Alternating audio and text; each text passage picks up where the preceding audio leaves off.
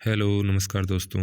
आपका स्वागत है आपके अपने यूट्यूब चैनल पर। हमने 3 वीडियो कंप्लीट कर लिए हैं हमारे हिस्ट्री के, और ये चौथा वीडियो है जिसमें हम आज पढ़ने वाले हैं वैदिक सभ्यता के बारे में। वैदिक सिविलाइजेशन 1500 ईसा पूर्व से 600 ईसा पूर्व तक के समय को वैदिक काल या वैदिक सभ्यता का काल माना जाता है। 1500 ईसा पूर्व से 1000 ईसा पूर्व तक के काल को हम ऋग्वैदिक पीरियड, और 1000 ईसा पूर्व से 600 ईसा पूर्व तक के काल को हम पोस्ट वैदिक पीरियड यानी उत्तर वैदिक काल के नाम से जानते हैं।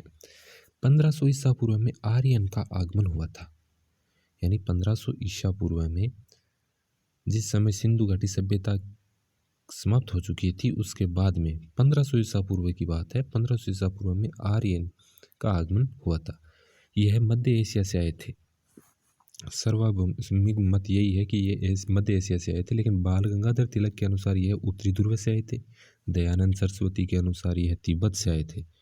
और हम पढ़ते हैं तो तब ये वैदिक काल था, और आर्यन का प्रमुख भूमि ये कहाँ रहने निवास करने वाले थे भारत में।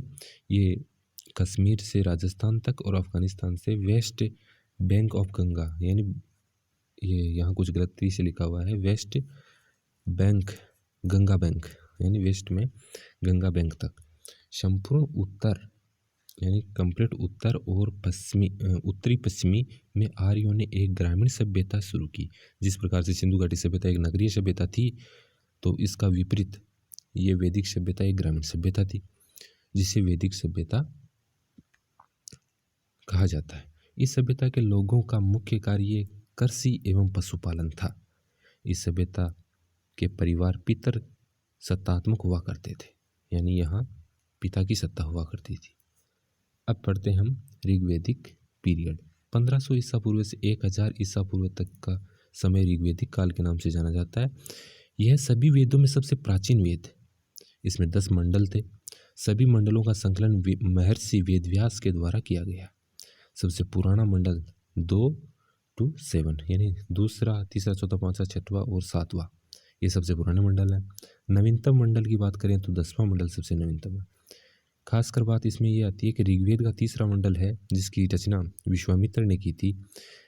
इस मंडल में गायत्री मंत्र का उल्लेख है, या गायत्री मंत्र की रचना की गई थी। इसके नेक्स्ट अगला पढ़ते हैं। 10वां मंडल है, ऋग्वेद के 10वें मंडल में महासुमतीय ने वर्ण व्यवस्था के बारे में बताया है, जिनमें वर्ण होते थे ब्राह्मण, क्षत्रिय, वैश्य और शूद्र। ये क्रम के आधार पर हुआ करते थे उस समय, लेकिन बाद में इसे वंशानुगत लागू कर दिया गया था। ऋग्वेद में वैदिक काल की सबसे पवित्र नदी सरस्वती को बताया गया है, यानी ऋग्वेद में ऋग्वेदिक काल में सबसे पवित्र नदी सरस्वती को बताया गया, लेकिन सबसे महत्वपूर्ण नदी सिंधु नदी थी। पवित्र नदी सरस्वती और सबसे महत्वपूर्ण नदी सिंधु नदी को बताया। गंगा का इसमें गोरा के नाम से एक बार उल्लेख हुआ है, और यमुना का कालिंदी के नाम से 3 बार उल्लेख हुआ है। रुद्र शब्द का उपयोग भी ऋग्वेद में हुआ है। रुद्र का 3 बार, जिसका अर्थ होता है शिव का अवतार। सबसे ज्यादा बार पिता शब्द का 335 बार उल्लेख हुआ है। जन का 275, इंद्र का 250 बार और माता का 234 बार। वह व्यक्ति जो ऋग्वेद के मंत्रों का उच्चारण करता है उसे होत्र कहते हैं।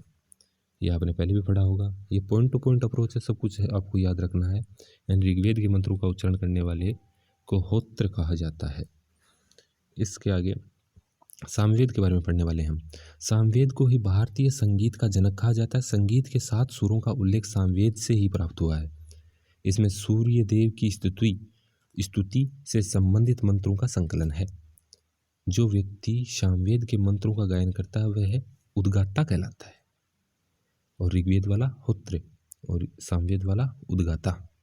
यजुर्वेद के बारे में पढ़ते हैं। यजुर्वेद इस वेद के सभी मंत्र यज्ञों में नियमों से संबंधित एवं अन्य धार्मिक क्रियाकलापों संबंधित मंत्रों का संकलन किया गया है, और यह एकमात्र वेद है जिसमें गद्य एवं पद्य दोनों भाषाओं में गद्य और पद्य दोनों में लिखा गया है। एकमात्र वेद यजुर्वेद। यजुर्वेद के मंत्रों का उच्चारण करने वाले व्यक्ति को अगुत्रे कहलाता है। अगुत्रे कहलाता है। अथर्ववेद ये सबसे नवीनतम वेद है। इसके सभी मंत्रों, काला जादू, वशीकरण के उपचार, प्रेत आत्माओं से निवारण एवं अन्य आयुर्वेदिक उपचारों का संकलन किया गया है।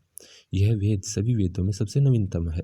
इस वेदों के मंत्रों का उच्चारण करने वाला ब्रह्मा कहलाता है। चलो आज के लिए इतना ही, बाकी हम नेक्स्ट क्लास में करेंगे। Thank you.